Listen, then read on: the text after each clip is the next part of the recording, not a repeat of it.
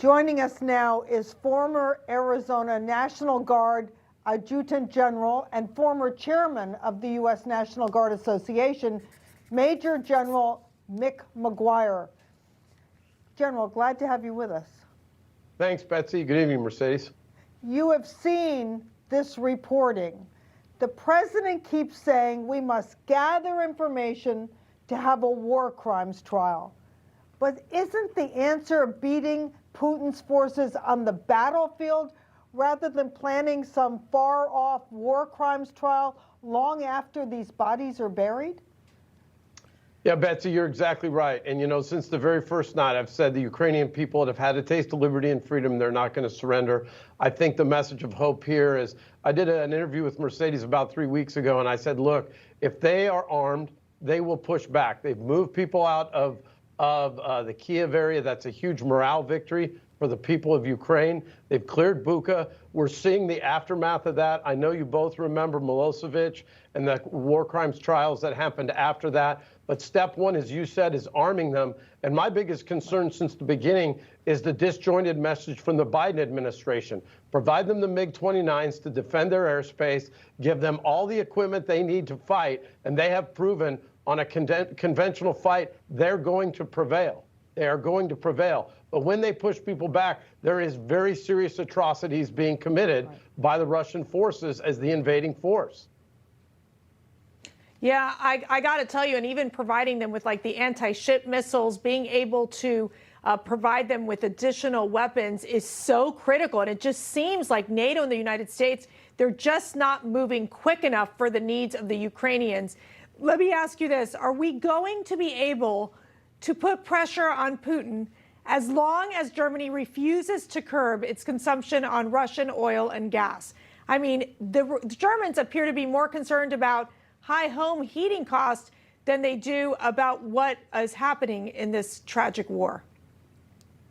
Yeah, you know, Mercedes, we talked about that before. The problem with Russia is they signed a deal with China 3 weeks before this invasion. They're getting financial assistance there. Germany, as you said, it knows how much leverage they have, and all this traces its roots back to Biden cutting off our ability to export oil. We gave Putin increased leverage. I think the one thing that I'm most concerned about now is as they've prevailed in Kyiv, that area in the east and south, you saw the reporting from Odessa, still around Mariupol, people being without power, without medical supplies, without food. And this is where they grow all the grains. And that is going to spill over into all of the adjacent areas. 80% of the grain in the Eurasian continent's coming from there. If these farmers can't get out and plant their crops, you know how devastating that's going to be to the population. I hope soon that we have clear leadership. You know, that's why I'm running for the U.S. Senate. We have got to have people that understand we are the leaders in the world, and we've got to bring people to the table quickly, de-escalate this thing, get a ceasefire, and then hold the Russians accountable for their misconduct. Misconduct, that sure is a tame word for what we saw tonight. Today, National Security Advisor Jake Sullivan said Russia plans to deploy tens of thousands of soldiers in eastern Ukraine as it shifts its focus to the country's south and east. Is what we're seeing a kind of slash and burn retreat as Moscow abandons the larger territory around Kyiv? Yeah, I think you're right, Betsy. They've overextended themselves. They were pushing hard in the east and south, and then coming in from the north and Belarus, trying to encapsulate the capital of the city, knowing that that would be a key center of gravity for the morale of the people. Zelensky defended Kyiv, has pushed them out, and so now I think we're going to be in kind of a trench warfare situation in the east and south for some time. And the only thing I can see forcing Putin to the table is, as Mercedes mentioned, real suffering at home for his people economically, financially, and in the food space, because they got to get food as well for the Russian people. Let me ask you as well, in terms of going back to the war crime trial, I mean, how quickly can something be put together to basically, you know, bring the attention to what we're seeing happening in cities like Bucha?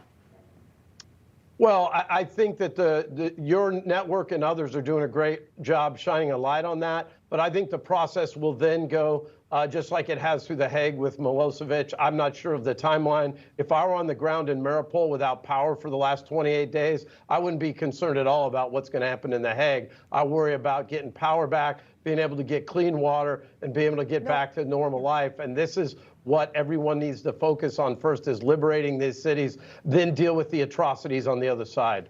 That's why it's so frustrating to hear the president say, let's gather the details for a war trial. The point is to save the Ukrainian people and worry about the war trials later.